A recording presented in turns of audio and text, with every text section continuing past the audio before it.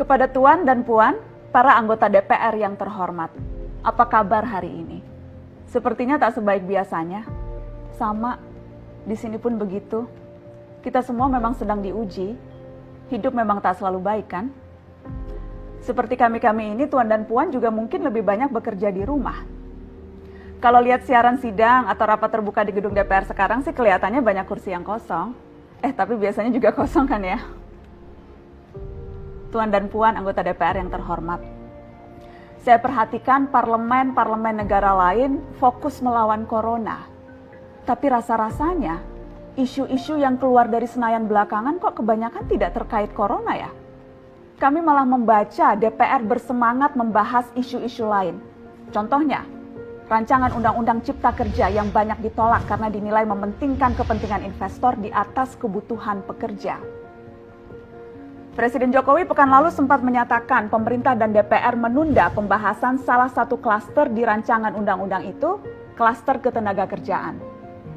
Ini untuk memberi kesempatan mendalami substansi dan mendapat masukan dari banyak pihak. Berpegang pada alasan itu, maka sudah seharusnya klaster lain dalam RUU Cipta Kerja pun perlu ditinjau ulang. Karena yang lain juga bukan tanpa masalah, terutama dari perspektif lingkungan dan keadilan gender. Tidak cukup hanya menunda pembahasan satu klaster saja.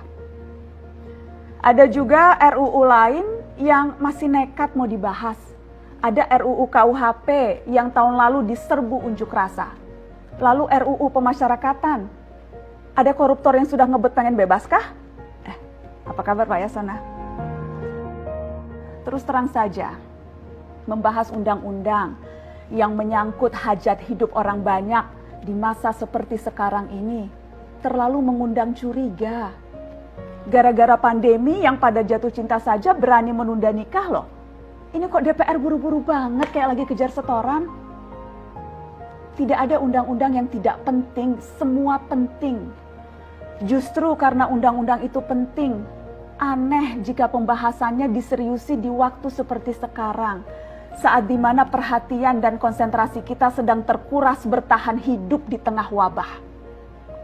Produk hukumnya pun berpotensi cacat bila tidak memenuhi ketentuan, dan rasanya belum ada aturan pembahasan RUU secara virtual.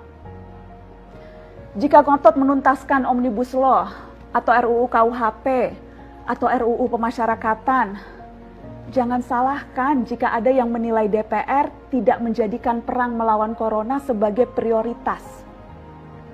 Saya percaya setiap tindakan dan keputusan di masa krisis mencerminkan skala prioritas. Atau memang inikah prioritas wakil-wakil rakyat kami saat ini?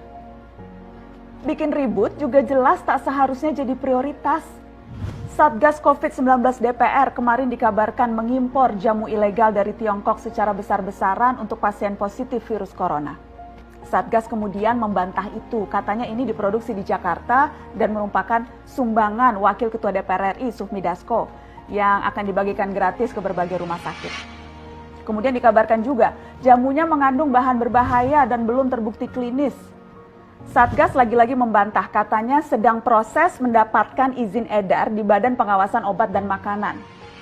Sedang itu berarti belum kan ya? Tuan dan Puan yang terhormat, niat baik pun perlu proses yang baik. Proses yang semrawut hanya akan disusul polemik. Sementara sekarang kita sedang banyak-banyaknya menaruh harapan kepada negara. Tindak tanduk DPR salah benarnya akan selalu dilihat. Makanya sempat ramai juga warganet mengkritik Satgas COVID-19 DPR RI yang berfoto mengenakan APD saat hendak berkunjung ke rumah sakit darurat Wisma Atlet menyerahkan sumbangan DPR. Ini dinilai melukai hati masyarakat. Tenaga medis kita saja bertaruh nyawa benar karena kekurangan APD. Tidak ada yang meragukan jumlah sumbangan DPR. Kami yakin pasti banyak, namanya juga DPR, beli ribuan rapid test saja mampu, ngeborong jamu apalagi. Tapi ini soal rasa dan empati. Kecuali ya, kalau yang dipakai anggota DPR itu APD yang lain, alat pelindung dewan. Salam hormat dari kami yang kalian wakili.